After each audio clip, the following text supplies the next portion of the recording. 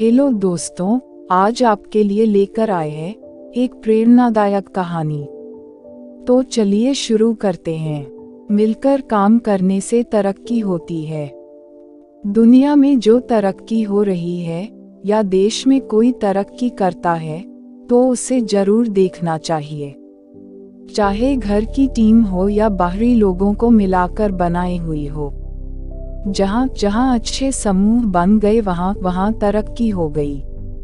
ऐसा ही देखा गया है। आपके आसपास जितने लोग तरक्की पसंद हैं, वो मिलकर ही काम करते होंगे। उनका टीम वर्क अच्छा होगा। एक परिवार था, वो गरीब था, खाने को कुछ नहीं था। काफी सोचा कि काम मिले मगर काम नहीं मिला। 2 बच्चे थे, बीबी थी।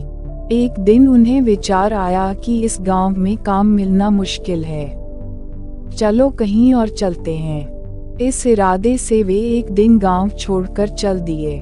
रात का समय था, रास्ता भी जंगली था।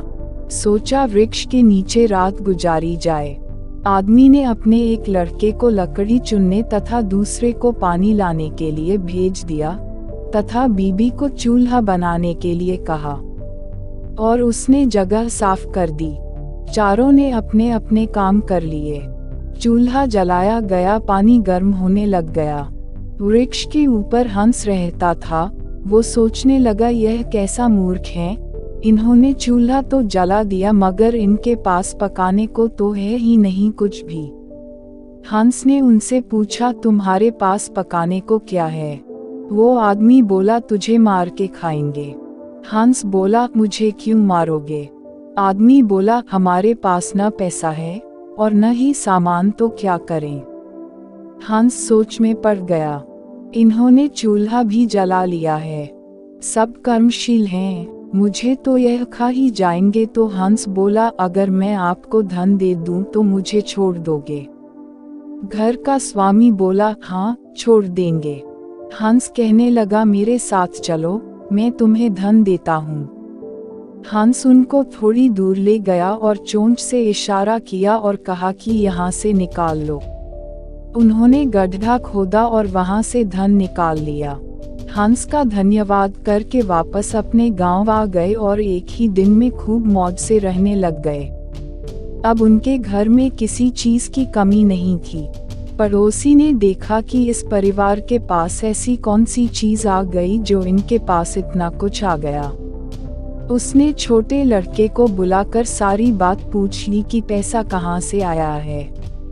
उनके भी 2 बच्चे थे। उन्होंने भी ऐसी योजना बनाए और चल दिए। उन्होंने भी उसी वृक्ष के नीचे डेरा लगा लिया। आदमी ने अपने बड़े लड़के को कहा, लकड़ी लाओ तथा छोटे लड़के को पानी लाने के लिए कहा, परंतु दोनों आनाकानी करने लगे। बीबी ने भी कहा कि मैं थक चुकी हूँ। जैसे जैसे पानी लकड़ी इकट्ठी हो गई और पानी गर्म होने लगा।